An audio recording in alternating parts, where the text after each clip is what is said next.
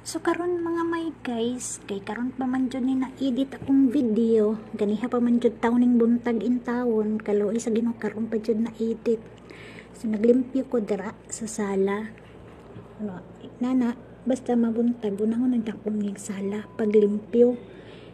Kanil basta walay amo. Ay, matik na lamo-lamo na siya. Basta way amo. Ikaw ra isa ti, sa buhaton maglimpyo ka. Walay nakakita, way amo.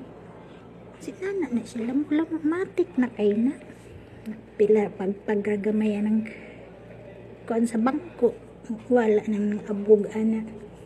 Pagpagan lagamay. Ana siya, pagbuntag, da na ko nahon paglimpyo kay pag na akong amo, inigmata niya buntag, ugwa siya trabaho, diha man datayon siya mulingkod sa bangko. Muna unahon ako na ang sala kay da man siya mag number 4 na siya dira pero siya atubang TV.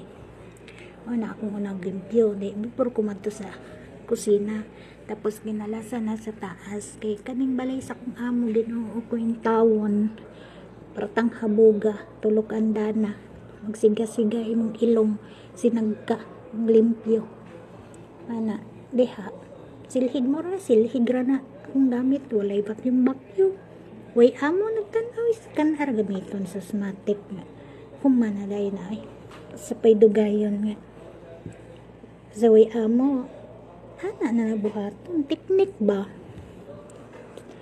ay tirada na